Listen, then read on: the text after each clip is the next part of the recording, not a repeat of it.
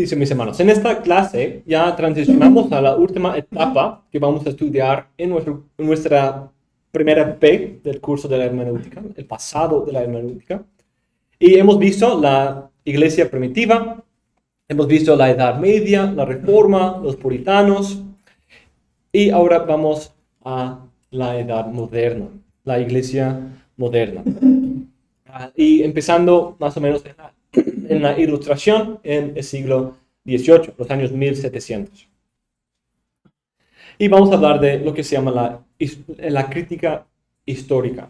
La crítica histórica. Y otras de sus bebés pequeños. La historia de la iglesia ha visto varias reformas y cambios de paradigma en la interpretación que han afectado grandemente en el estudio de la Biblia. Por ejemplo, manera cristológica en que los apóstoles y Cristo mismo era radical en sus días. La manera en que ellos interpretaban y decían, este es Jesús, el Cristo, eso fue algo radical. No ver la esperanza del Mesías, pero poder señalar, este es el Señor Jesús y todo se trata de Él. Y esto era algo muy radical. Además, en el tiempo medieval, cuando se sistematizó la cuadriga, hubo otra reforma radical de la manera de ver e interpretar la Biblia. Porque se estandarizó ese método y hubo algo muy radical en usar eso. La reforma era otro momento clave de algo radical. Cuando se redescubrió una interpretación en el sentido literal y respetando el contexto, con la analogía de la fe de las Escrituras. Pero el movimiento más poderoso que ha afectado la manera de estudiar e interpretar la Biblia, y no completamente, no en todos los sentidos para bien, de hecho mucho para mal, fue la introducción de la Ilustración y el criticismo histórico. El autor Al Walters, en su historia de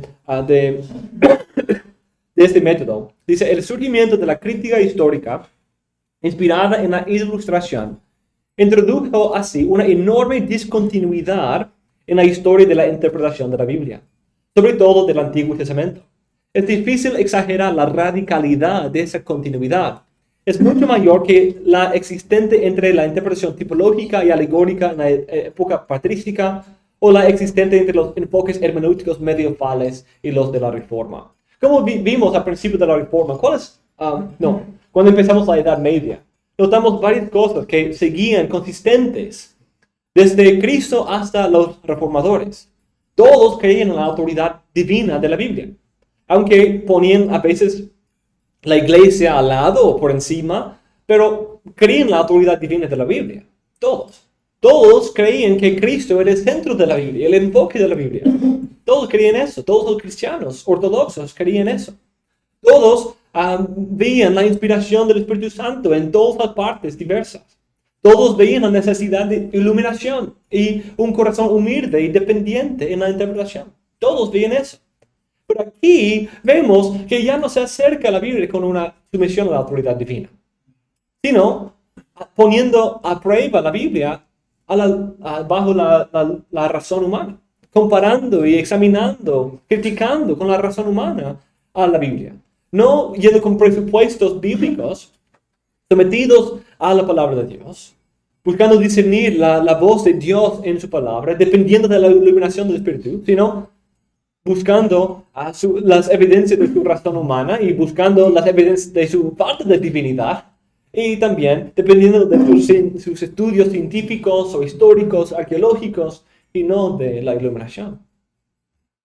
Entonces, en estas dos próximas clases vamos a ver un poco más la manera de interpretar, explicar sus principios y también desarrollar un poco las varias áreas o ámbitos en que este enfoque se ha manifestado. Con la aparición del razonamiento del Renacimiento y posteriormente de la Ilustración, que viene en el siglo XVIII, que es el siglo de la razón, muchos estudiosos atacaron el sobrenaturalismo de la Biblia. Para recordarles de algo, ¿se acuerdan de lo que dijimos al principio de la clase de Lutero? Que tenemos Alfontes que produjo ciertos cambios, un regreso a los idiomas originales, un renovación del enfoque en el sentido literal, en su contexto histórico, y ver la Biblia como un libro que tiene una historia, que tiene un propósito, y no simplemente como un libro mágico, sobrenatural, que nos lanza un sentido místico, como hacían el uso de la cuadriga en la iglesia medieval. Algo que uno podía usar como una encantación para encontrar algún misterio oculto. Entonces regresa, okay, no, es una historia, hay que leerlo como una historia, como un libro en su contexto y ver qué significa para nosotros eso. Entonces hablamos de esto, idiomas originales, sentido literal, etc. Pero, dependiendo de con qué autoridad empezamos a estudiar la Biblia, vimos que produjo dos hijos. Por aquí, con la sola escritura, produjo la idea de la autoridad de la palabra de Dios, de someternos a la palabra de Dios, de comparar tradición, no con mis propias ideas, sino con la Biblia misma, y someter todo a la Biblia. Y esto era lo que eran los reformadores y los puritanos. Pero por aquí vemos la razón humana puesta como otra autoridad. Entonces empezaron a ver la Biblia solamente como un libro, no un libro divino, una obra humana que podía contener errores. Y empezaron a cuestionar y poner al lado todas las tradiciones para estudiar una religión basada en la razón y no la revelación bíblica. Y porque incluso había sistemas filosóficos que rechazaron la posibilidad de una revelación divina, como el deísmo. Y eso nos lleva al criticismo bíblico. Los dos beben de las aguas del renacimiento, de ese regreso a las fuentes originales, cuestionando la manera en que la Iglesia Católica había interpretado, pero bajo la autoridad de la razón en vez de la palabra de Dios. ¿Ven lo que está pasando? La gran diferencia que eso hace.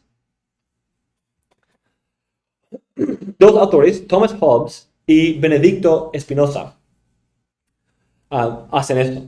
Hobbes, con una filosofía contra la Biblia, en su obra Leviatán, identifica que Moisés no fue el único autor del Pentateuco. Demuestra muchas adiciones postmosaicas. Y Spinoza, un filósofo judío, es también una figura muy importante en el desarrollo de un enfoque crítico de la Biblia. Su importancia, según Walters, radica en el hecho de que es quizás el primero en adoptar un enfoque verdaderamente racionalista a la tarea de la exégesis bíblica. Entonces, nosotros hablamos de esas cosas postmosaicas también, pero viendo que la Biblia misma parece presentarse de esa manera. Éxodo 30, Deuteronomio 34 no se presenta como algo de parte de Dios. Incluso enfatizamos que cualquier autor posterior que haya hecho alguna redacción estaba bajo también la inspiración del Espíritu.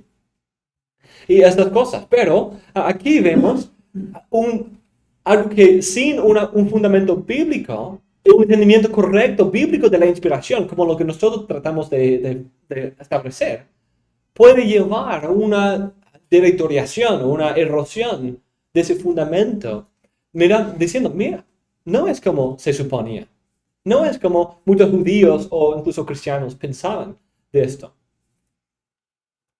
Aunque históricamente sí hablaban de eso, quizás solo se había perdido ese punto. Añade algunas referencias, Spinoza añade algunas referencias postmosaicas a la lista de Hobbes y trata de estudiar la Biblia sin imponer los presupuestos de una iglesia. Eso es parte del problema. Ellos, en vez de tener presupuestos bíblicos, como los reformadores, ellos cuestionan y dicen, la dogma de la iglesia nos ha esclavizado por tanto tiempo que tenemos que deshacernos de todas sus ideas y tradiciones y hacerlo todo de nuevo en base de nuestra propia razón y pensamiento. Mientras los reformadores decían, hay que hacerlo de nuevo usando, pero en una comparación. Porque había luz ahí, había verdad ahí, iluminada por el Espíritu Santo, pero vamos a ir guiándonos por lo que la palabra de Dios dice. Una gran diferencia. Según el libro de Spinoza, su objetivo era mejorar los fundamentos de la comprensión de las Escrituras y deshacerse no solo de algunos pocos, sino de todos los prejuicios de la teología en general. Entonces, estamos viendo algo muy importante aquí. Muchos de la historia anterior tenían muchas presuposiciones en común. Incluso el cambio de judío a cristiano compartían muchas cosas en cuanto a su entendimiento de la Biblia en común. Vimos el ejemplo de Josefo. ¿Se acuerdan? Ellos hablaron por la inspiración del Espíritu en un canon que es la regla de nuestra fe, por la cual queremos incluso dar nuestra vida. Pero aquí vemos algo muy diferente, una actitud muy diferente a la palabra de Dios. Un sacerdote católico. ¿Qué es eso?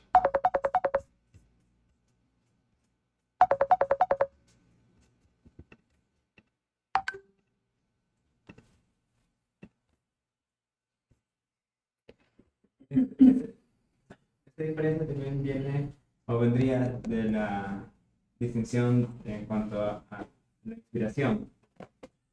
¿Sabe qué es lo que está inspirado? Es decir, el uno dice la locución, lo que está inspirado es decir la palabra. Pero el otro dice es la ilocución, el propósito. Que es lo que dice Spinoza, el propósito de la vida es poder ser Dios. No, entonces eso es lo que el objetivo y está inspirado, pero no las palabras en sí. Pues no sé si él usaría el término de inspiración para describir eso. Pero quizás algo que es verdad. La verdad es esa esencia. Muchas veces hablaban de esa manera, que la verdad, como hay una verdad general universal en la Biblia, que es algo que debemos preservar. Es algo que cuando hemos votado toda la Biblia, todavía por cosas prácticas queremos preservarla de alguna manera. Entonces identifican algún tipo de principio de vida o algo así para que siga siendo útil. Pero no era solamente una distinción entre inspiración verbal o plenaria.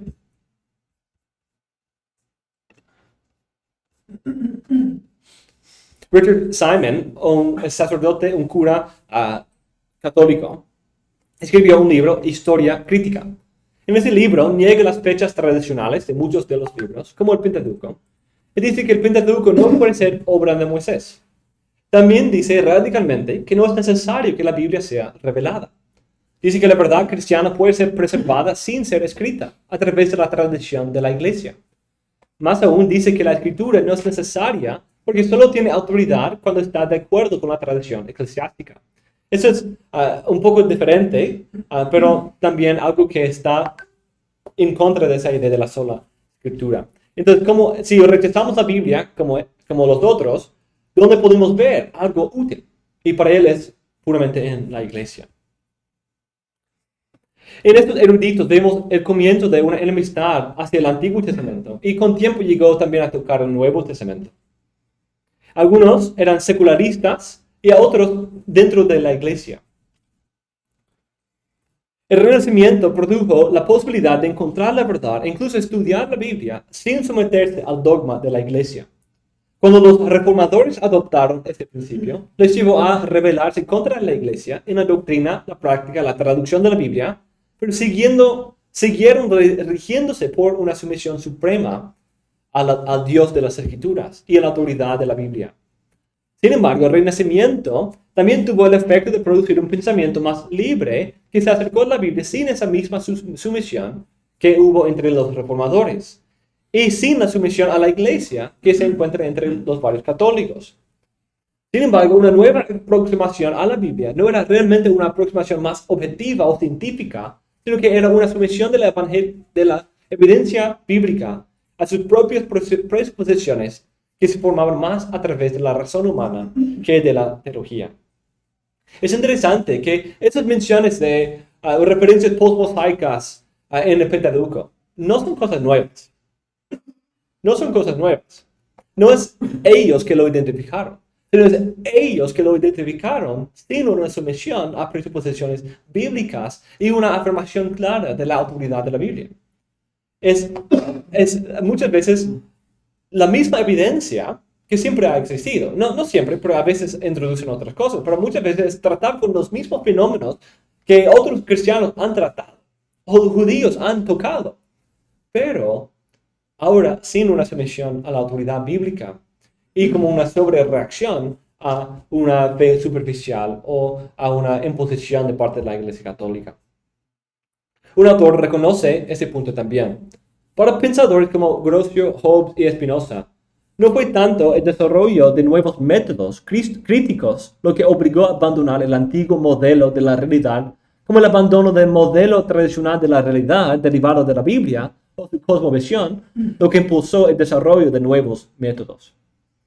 Entonces, eso es muy importante. No es porque ahora tenemos una nueva perspectiva, una nueva herramienta que podemos usar para hablar de la Biblia. Y esto nos lleva a otras conclusiones. Sino, hemos abandonado la manera tradicional de entender la Biblia y eso nos lleva a tratar la Biblia de otra manera. Las presuposiciones son clave. Y creo que esa es una de las lecciones que hemos visto, como en Orígenes y en otros, como esas influencias, esas presuposiciones de la cosmovisión pueden influir en nuestra interpretación. Pero aquí lo vemos desplegado en todo su esplendor, el peligro de no prestar atención a nuestras presuposiciones o acercarnos con presuposiciones no bíblicas. En el siglo XVII, había muchos que gustaban de la belleza literaria del Antiguo Testamento, pero no aceptaban la naturaleza sobrenatural de la Biblia. En ese siglo y en el subsecuente, podemos encontrar los resultados de la ilustración en el estudio de la Biblia. Ese movimiento filosófico exaltaba la autonomía de la razón humana. Sin embargo, había algunos que seguían tratando de entender el mundo a partir de la comprensión de la Biblia. En esta época, muchas introducciones se escribieron con la presuposición de que la Biblia es un mero escrito humano. Pero algunos seguían preservando un estudio ortodoxo de la palabra de Dios. Hasta ese momento, la mayoría de los biblistas o comentaristas, si no todos, la ven como la revelación de Dios. Pero en la ilustración, algunos empezaron a pensar que solo era una bonita obra literaria. Tal vez no negaron la inspiración divina al principio, pero empezaron a centrarse en el valor textual, que es muy bueno, como ya hemos dicho. Pero hubo un cambio. No lo leyeron como un libro de autoridad y poder, sino solo como uno entre otros textos antiguos sobre Israel y otras culturas. Solo uno que resultó ser reconocido como autoritativo por los grupos en que ellos vivían.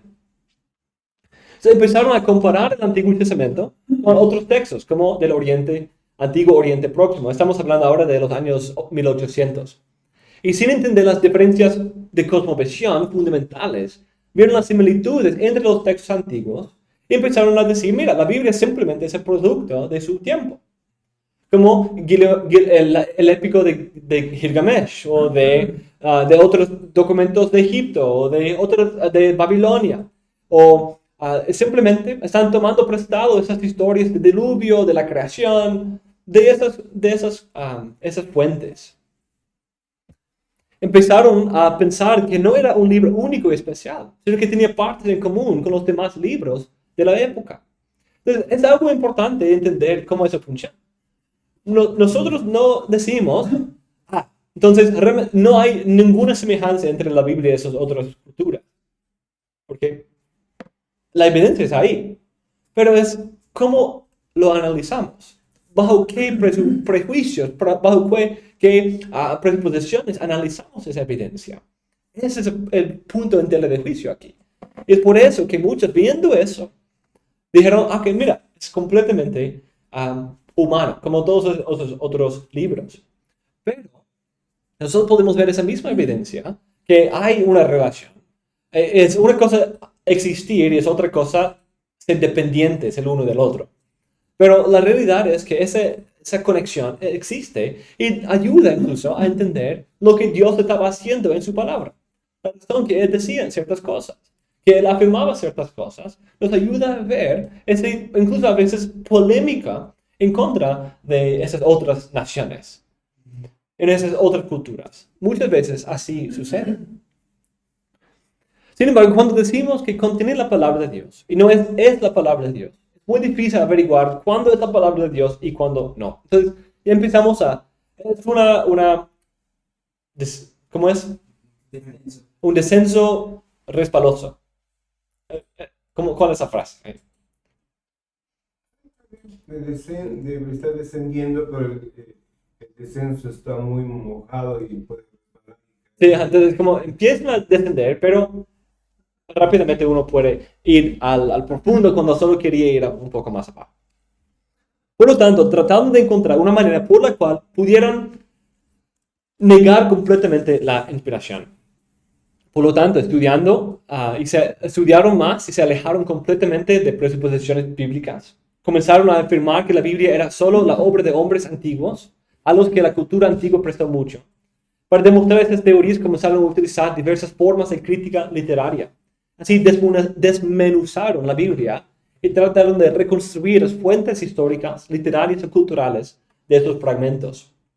En ese punto se ve solo como una mezcla de escritos humanos. No hay unión, no hay unidad, no hay una metanarrativa que une todo en el plan de la redención de Dios. Solo hay vestigios de una cultura anterior.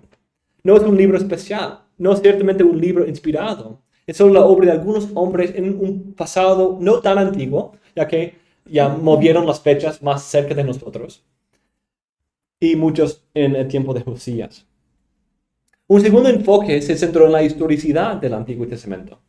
Al principio, en la época precrítica, se creía en toda la historia del Antiguo Testamento. Había cierto debate sobre el sentido literal de algunas de esas historias, pero había una fe bastante compartida en la historicidad de esos eventos. El Éxodo, Noé, la creación, aunque debate sobre los 6 días, como vimos en Orígenes y otros.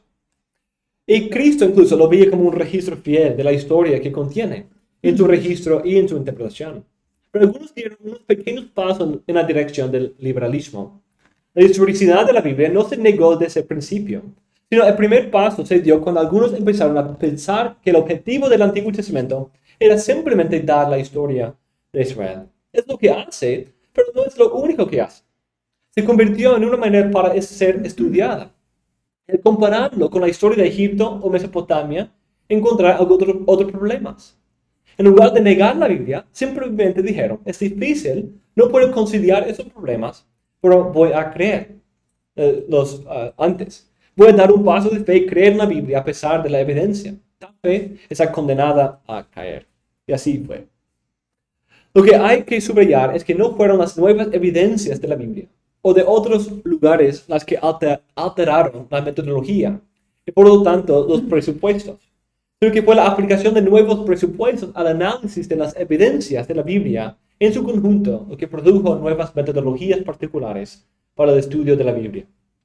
Como dice Long, de nuevo, lo que hay que señalar aquí es que fue un compromiso con un modelo particular, en ese caso racionalista y naturalista, de la realidad, lo que fomentó el desarrollo y la aplicación de métodos críticos racionalistas, y no la aparición de nuevos métodos que forzaron la aceptación de un nuevo modelo de la realidad.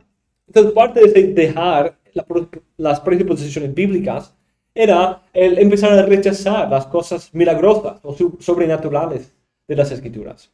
Ya no era posible esas cosas, porque ya Dios no puede hacer esas cosas. No es que no tenga el poder, sino Dios no es un Dios que entra en nuestro mundo, porque no es conforme a lo que nosotros vemos y experimentamos. La Ilustración provocó un cambio drástico en la forma de obtener conocimiento. Hasta este momento, los cristianos habían considerado la Biblia y la cosmovisión cristiana como el árbitro último de la verdad. Pero ahora la razón humana comenzó a exaltarse por encima de todas las afirmaciones de la verdad, incluso las que vienen de la religión. Como dice un autor, el siglo XVIII fue por supuesto el siglo de la Ilustración. El amplio movimiento intelectual y cultural que hizo hincapié en la autoridad suprema de la razón y denunció los prejuicios del pasado. Se creía que la razón daba a los humanos acceso a verdades universalmente válidas, como ese de obedecer a Dios o ser una buena persona o vivir una vida existencialista o realizar tu identidad, cosas así.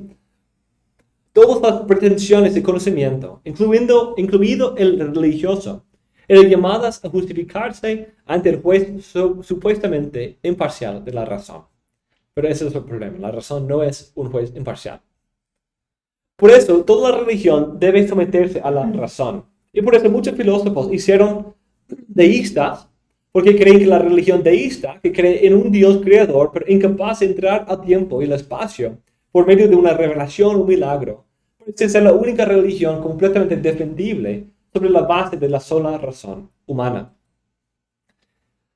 Un autor dice, ese es el trasfondo epistemológico del auge de la crítica histórica en los estudios bíblicos, que llegó a dominar este campo en los siglos XIX y XX, primero en Alemania y luego en todo el mundo. Dentro de esta tradición, la crítica llegó a significar la investigación y el análisis de los escritos bíblicos que buscaban debidamente poner entre paréntesis todas las suposiciones dogmáticas sobre la inspiración, la fiabilidad histórica, la predicción profética o la acción de Dios en la historia. Ser científico significaba ser crítico, ahora en el nuevo sentido de intrépidamente no religioso.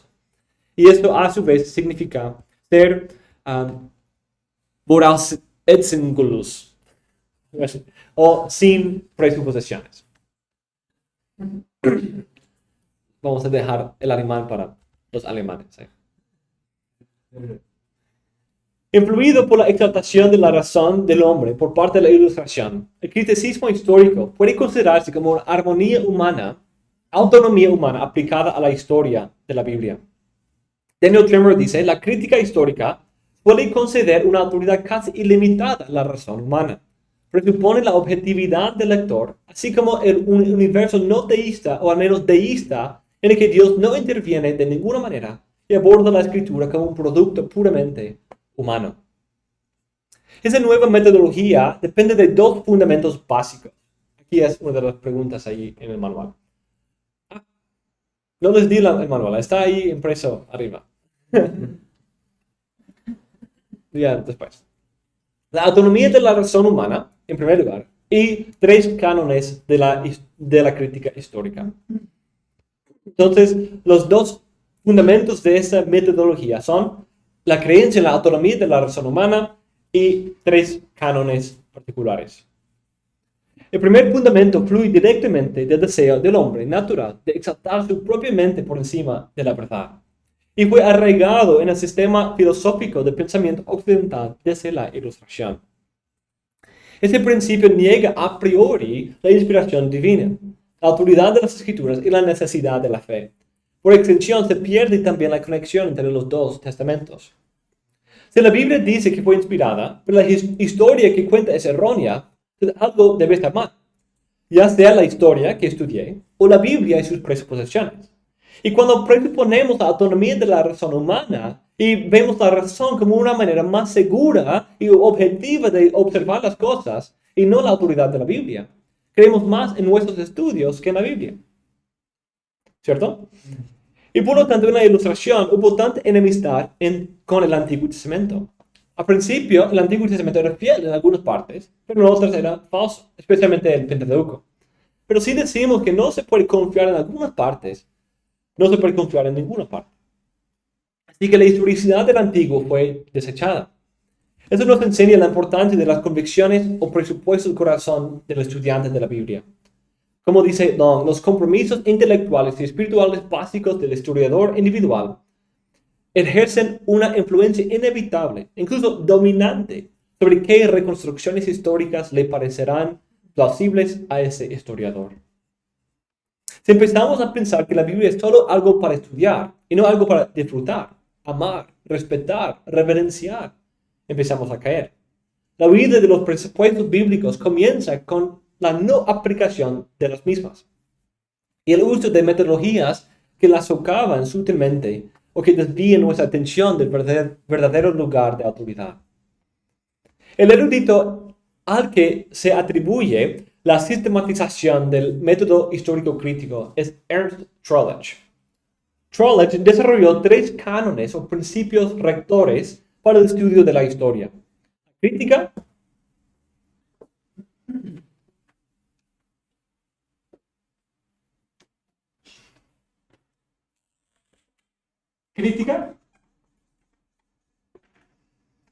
la analogía y la correlación.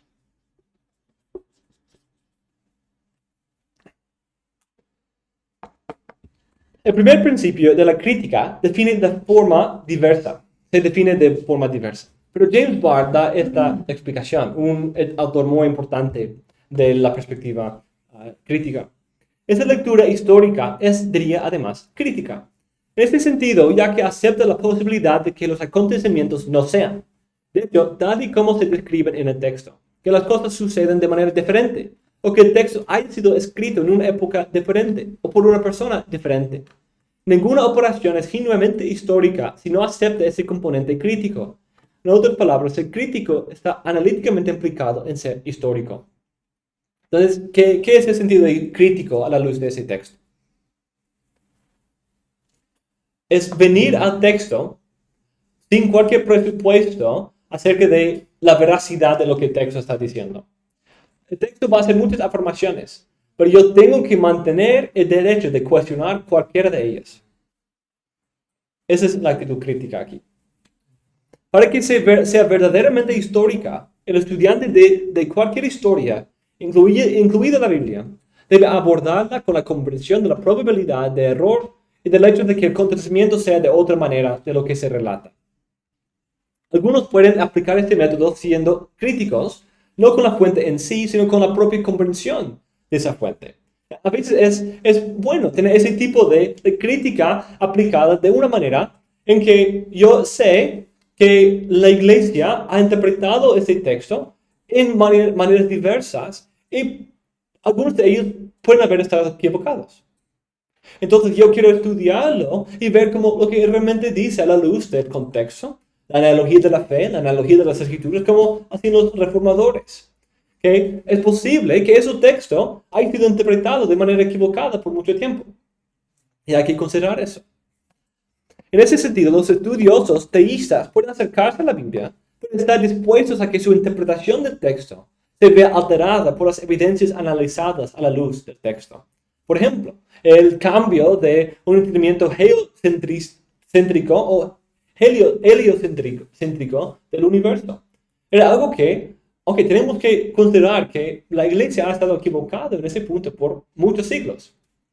Entonces, ¿cómo tenemos que ir y ver los textos de nuevo? Entender el lenguaje bíblico de nuevo para ver cómo esto puede cuadrar. Pero ellos lo hacían de otra perspectiva, no con una sumisión a la Biblia, sino con su propia razón. Y el error no está en la interpretación posterior, sino en el texto mismo. El segundo principio es de analogía, que establece que la historia es análoga. Por esta razón, toda la historia debe examinarse a la luz de la forma en que se producen los acontecimientos en el momento actual. Es decir, lo que se dice en la Biblia tiene que ser análogo a lo que se vive aquí.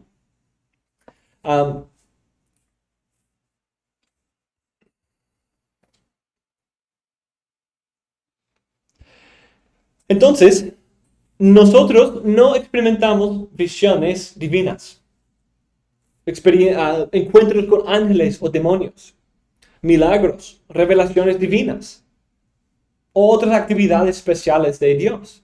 Entonces, hay que ver más allá de eso. Entonces, podemos pensar de cómo el sentido literal de Orígenes.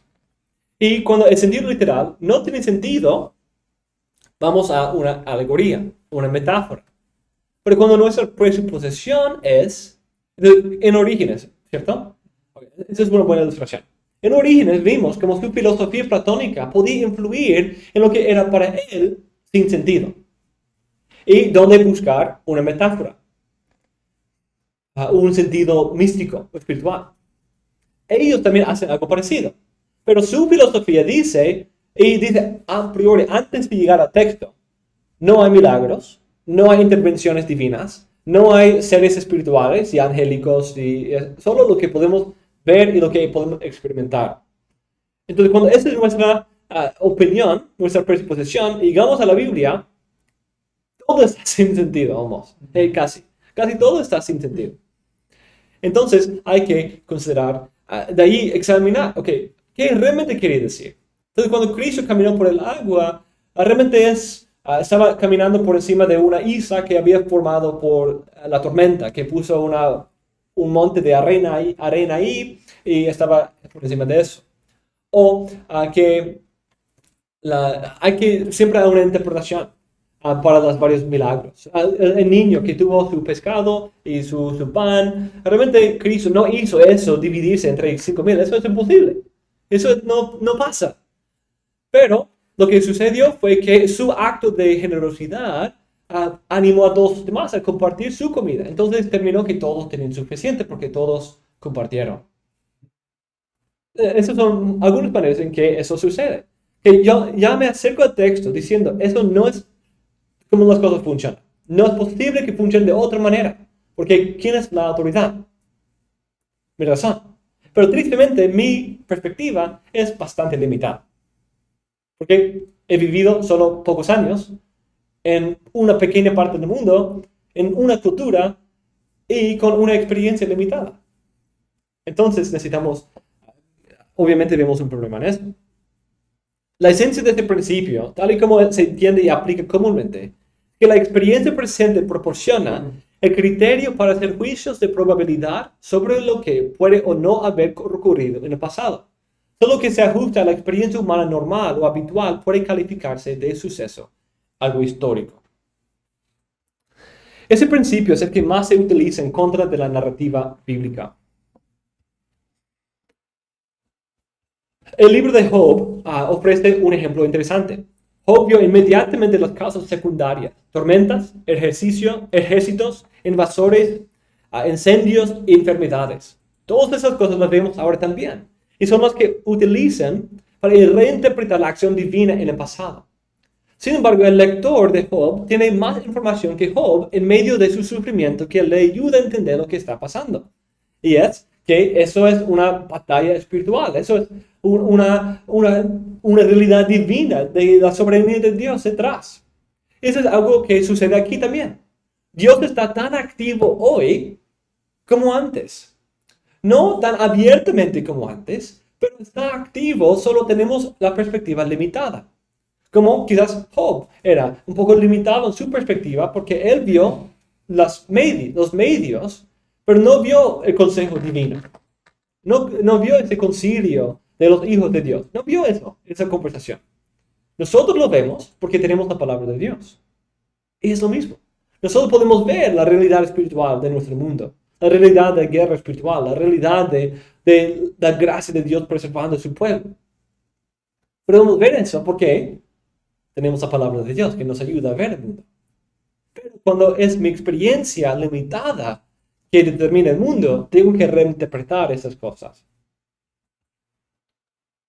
Otra cosa importante que tener en cuenta al pensar en por qué no vemos hoy los milagros, tal y como lo presenta la Biblia, es considerar su escasez real en la Biblia y su papel clave en la historia. Esos milagros y cosas sobrenaturales, claro, la revelación siempre es sobrenatural, pero esos encuentros o apariencias divinas no era algo que pasaba todos los días en la Biblia, sino hay mucha historia en que Dios no hablaba. Pasaron muchos años durante los jueces que no había. La palabra de Dios estaba escasa en esos días. Dios no hablaba todo el tiempo. No hacía milagros todo el tiempo. Sino esos milagros y revelaciones vinieron en momentos clave en que Dios quiso proyectar hacia el próximo paso su propia historia de redención. Entonces hay que entender eso. Nosotros estamos en otra etapa de la historia de la redención, que puede explicar por qué nuestra experiencia es diferente. Los judíos también tuvieron una experiencia diversa en ese sentido. No todos pasaron y quizás los jueces, el tiempo de los jueces pudieron hacer esa pregunta. ¿Dónde está ese Dios? En Egipto, imagínate. Nuestros padres recibieron promesas de una tierra. ¿Dónde está? ¿Dónde está ese Dios que apareció a nuestros padres? ¿Dónde está? Pueden imaginarse eso, usando su propia experiencia de que no he escuchado la voz de Dios, no me ha mandado a mí a sacrificar a mi hijo, no me ha prometido a mí nada. Entonces empieza a dudar puede haber, no sabemos que así sucedió, pero puede haber esa misma duda con el pasado.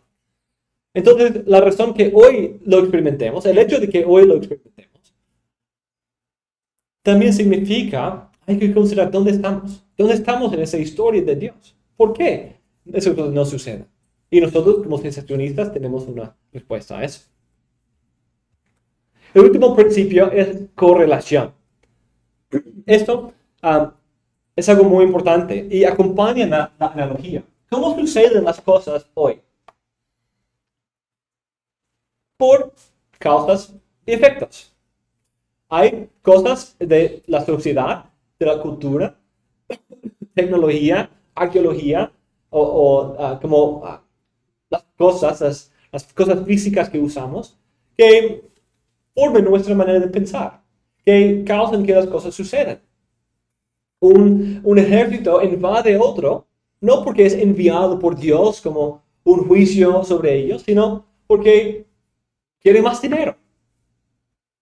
Quiere expandir y él ve la guerra como una lucha entre su Dios y los otros dioses. Y su Dios le ha dado un mandato a ir y conquistar el nombre de su Dios y expandir el reino de su Dios a través de las conquistas y la opresión. Entonces, entendiendo esas cosas, podemos de ahí dar una explicación racional, causa y efecto de esos eventos en la Biblia, que en comparación con lo que hoy sucede. Entonces, ahí entra la necesidad de hacer la arqueología, entender la antropología,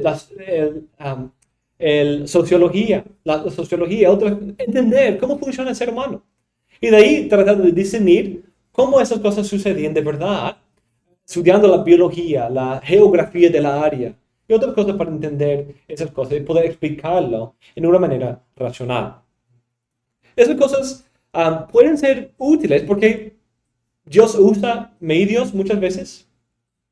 Sí, entonces a veces sí puede iluminar un poco el contexto. Y simplemente porque es Dios enviando una nación no significa que eso sea la mente de ese rey.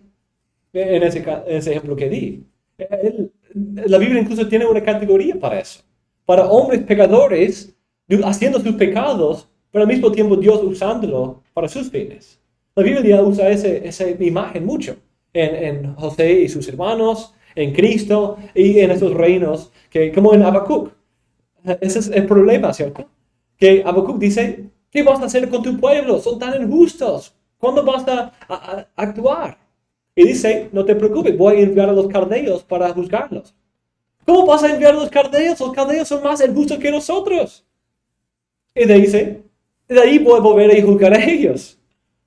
Porque ellos, aunque están cumpliendo el plan de Dios, están haciéndolo para su propia envidia, están oprimiendo, actuando injustamente, aunque desde la perspectiva divina es el juicio que merecen los israelitas por haber dejado el pacto. Es complejo, pero nosotros no somos Dios. Nosotros no tenemos que entender todas esas cosas. Entonces, este punto es definido así. Los sucesos no ocurren simplemente sin ser provocados. Los efectos no suceden sin causa. Son causados por las elecciones y acciones de agentes personales o por fuerzas naturales o por alguna combinación de ambas. Pero eso está bien. Yo estoy completamente de acuerdo con ese punto. Son causados por las elecciones y acciones de agentes personales o por fuerzas naturales, o por alguna combinación de ambas. ¿Hay un problema en eso? No. Pero el problema es si mi teoría del mundo excluye a priori que Dios sea uno de esos agentes personales. En mi sistema está bien porque Dios es un agente personal. Dios tiene una voluntad. Dios tiene poder para actuar. Dios interactúa. Pero en mi sistema, si yo excluyo a Dios, de ahí entra un gran problema. Porque ahí, en ese sentido, agentes personales o fuerzas naturales son solo humanos y las cosas de la naturaleza. Pero cuando yo entiendo que Dios en la Biblia se presenta como un Dios personal, un Dios quien interactúa, un Dios quien entra en pactos con su pueblo. De ahí veo que Dios es un agente personal, alguien que actúa de manera personal y voluntaria, porque Dios es personal. ¿Ven la diferencia? Y todo no depende de la frase, sino depende de cómo entiendo eso. Cómo yo defino esa palabra, agente personal. ¿Y quién en mi mente puede caber ahí? En mi mente, ángeles caben en ese punto. Demonios caben en eso. Dios cabe en eso. Pero de una mente racionalista, naturalista, esas cosas son completamente excluidas.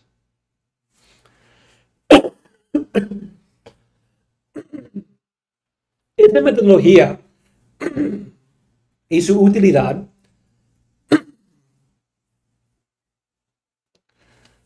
perdón, Y por eso es que aplicaban la teoría de evolución, también incluso el desarrollo de la Sí, ajá. religión, el desarrollo de Israel y de su religión sí, por un medio como evolutivo. sí, sí, exacto. Entonces hay que ver las causas. Entonces, ¿de dónde surgen esas historias de Noé y el arca, el diluvio? Pues lo aprendieron de su cultura. Eran mitos, leyendas de la cultura. Y simplemente dieron su propia forma de eso. Y otra cosa así. O la evolución es otra forma de eso. ¿Okay? Entonces no puede ser como creación porque Dios no existe o que Dios no interactúa. Entonces hay que entenderlo según las causas y efectos que podemos discernir a través de la observación o método científico o lo que es nuestra experiencia de hoy. De hecho, en la ciencia hay un principio que mi mente ahora está pensando en español y no he usado la palabra en español, solo en inglés. Entonces hay que abrir las carpetas ingleses. Um,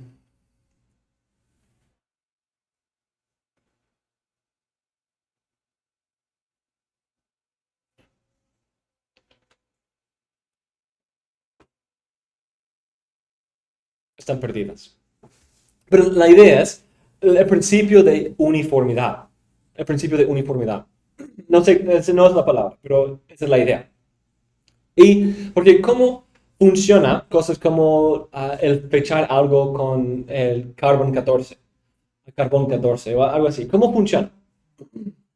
El presuponer que el carbón 14 se va a quebrantarse en los otros isótopos de carbón, 12, 13, en una manera consistente, uniforme, como hoy, así era también hace millones de años.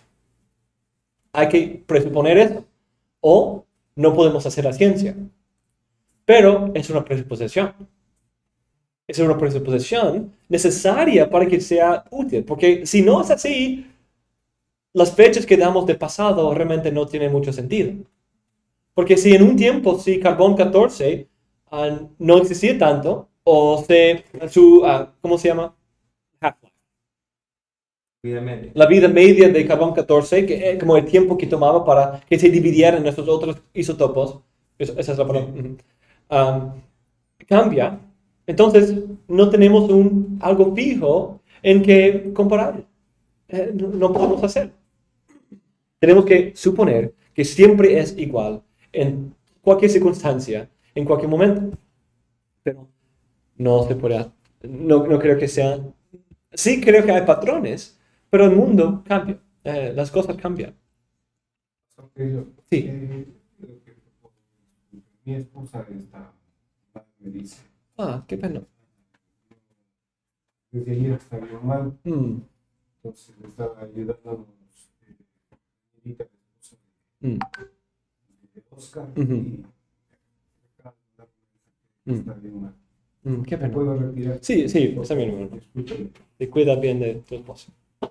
Es una lección en teología práctica. Listo, entonces terminemos esa idea y estamos viendo esa metodología histórico-crítica. Veamos, resumamos esto aquí. Alguien define Define la crítica según esta metodología. Es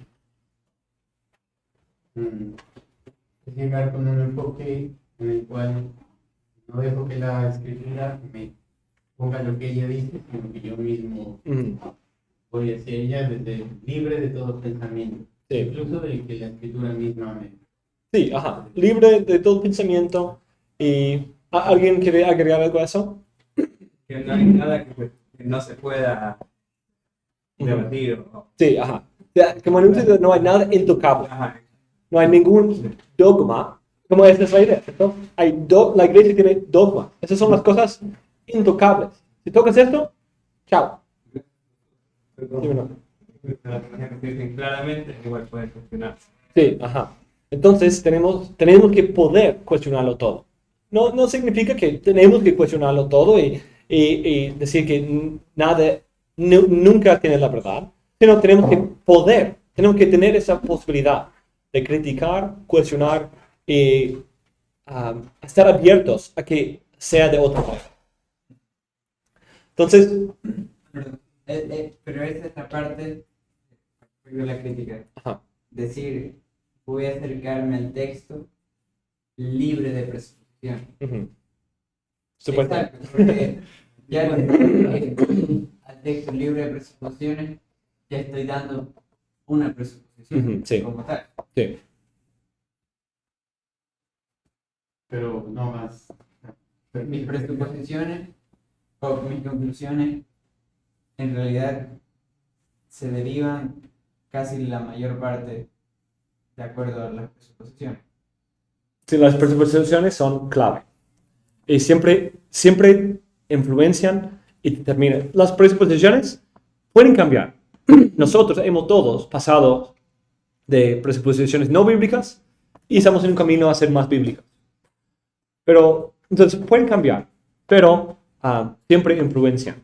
En este proceso podemos ir cambiando nuestras presuposiciones por una conversión, por ejemplo, pero siempre tiene una influencia. Entonces, la crítica es algo... ¿Y cómo uno salvaría esa idea? ¿Cómo salvarías esa idea de la crítica?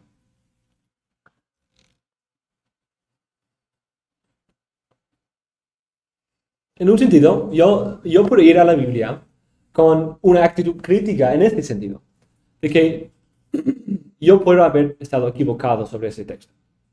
Examinar la enseñanza de Ujú. la iglesia en Sí. tiempos antiguos. Sí, ajá. Yo soy un mormón. Yo empiezo a estudiar la Biblia y voy con esta actitud, puede llevar a mi conversión. Empezar a pensar, es posible que me hayan enseñado mal. Entonces yo quiero cuestionar lo que me han dicho de esos textos y ver lo que de verdad dicen. Pero eso es diferente, ¿cierto? Es una actitud crítica, pero el enfoque de la crítica es mi interpretación o la interpretación de mi grupo y no el texto mismo. Incluso, eso también fue de varios científicos en cuanto a creacionismo, a Jesús aplicándolo a su vida, a su historia. Varias personas científicas con una presuposición de que eso era falso como tal, llegan a la conclusión de que es verdadero testimonio de la apóstol Mm. que pasaron con un sentido crítico e incluso de tratar de probar que es falso. Sí, ¿verdad? ujú. Llegan a la conclusión que eso era verdadero. Ujú. Trataba de ver el peligro que hubo entre ellos de hacer todo y dudar de todo, Ujú. y como un sentimiento, pues, no de encontrar algo mejor, sino simplemente deshacerlo. Ujú. Sí. Sí. Entonces, analogía. Como era hoy, como es hoy, era ayer. Sí. Ujú. Sí, Ujú. mira, Sí, entonces eso rechaza o Sí. nos abre a decir, teniendo la crítica y teniendo esa presuposición, veo un milagro, digo, ok. Uno, digo, puede haber sido de otra manera. Y de ahí en la analogía digo, tiene que haber sido de otra manera. Porque eso no pasa hoy. Entonces, uno dice, es posible que haya pasado de otra manera. El otro es, tiene que haber pasado de otra manera. Y el tercero es, y así sucedió, porque así son las causas y efectos. Entonces, ven cómo es un proceso. Puede, tiene que, y así es. Pues, supuestamente. Entonces, la crítica da la apertura para cuestionamiento de hechos o textos. Analogía nos da un lugar donde compararlo con nuestros días y nuestra manera de ver nuestro propio mundo. Y tercero, nos da las herramientas para poder analizar, okay, de verdad, ¿qué sucedió? ¿Qué sucedió? ¿Qué historia está pasando aquí?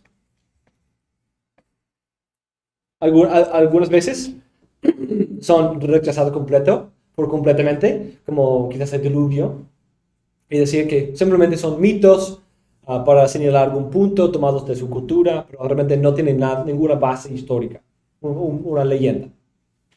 Y para otros puede ser el éxodo, que sí hubo una migración, pero algo muy diferente en cómo sucedió. Pero a veces sí tiene algo histórico ahí, pero completamente sucedió de otra manera de lo que la historia relata. Interesante cuando empezó la pandemia. Uh-huh. De la postura de varios hermanos en su razonamiento. Si Dios lo hizo, es el resultado de a unos médicos, intencionalmente, a otros de cuestiones políticas, de empezar con un fenómeno como esto para luego vender la cura. Entonces, me lleva a pensar una manera como este razonamiento crítico nos lleva también a pensar de Dios en aspectos de una forma vivencial. Sí, creemos que Dios no solo permitió, sino hizo de alguna manera que sucediera.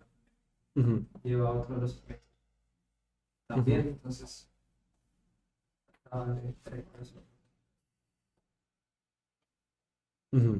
no sé si este razonamiento con críticos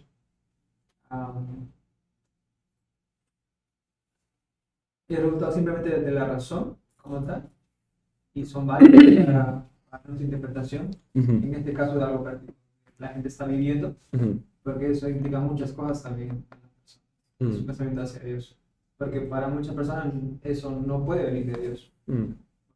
Es como Dios va a hacer esto, y atribuir solamente la parte humana, y Dios está permitiendo por su pecado. Entonces, hay que exponerlo. Eso, y también recordar que eso puede suceder, pero a veces cuando ha sucedido en la Biblia, hubo ahí un profeta para declararlo. Nosotros no somos eso. Entonces tenemos que tener mucho cuidado en eso, que nosotros no tenemos esa perspectiva divina. Hoy tenemos la realidad de que Dios está orando, que Dios lo puede usar, que Dios está en control. Estas son cosas que sí podemos decir, pero puedes decir, Dios está juzgando al mundo porque el presidente de los Estados Unidos hizo eso. Eso es un poco limitado en la perspectiva, ¿cierto? Bastante limitado, pero es igual a lo que sucedió con Job. Como quizás eso no se trata de ti. Quizás no todo el mundo gira alrededor de los Estados Unidos. Quizás no todo el mundo gira alrededor de ti, sino Dios está haciendo mucho más grande que eso. No, Dios no tiene que juzgar todo el mundo por ti. Tú no eres tan importante.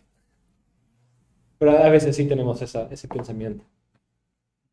Pero decía, esos puntos simplemente la razón. O sea, una persona sin tener influencia de la ilustración y de los grandes pensadores puede llegar a esas mismas conclusiones también, desde la misma razón.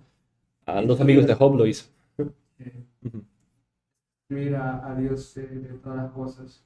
Pues ellos no hicieron eso, pero llegar a maneras equivocadas de ver el mundo, incluso ver la Biblia es Es algo muy, muy, muy posible. Y no tiene que ser como directamente de esta fuente. Esa es simplemente una manifestación bastante poderosa del mismo corazón humano, de adorar la creación más que el creador. Entonces, siempre el hombre piensa que él es sabio y la medida de todas las cosas, cuando de verdad su perspectiva es tan limitada que le lleva a perder lo más importante, el Dios que lo ha creado.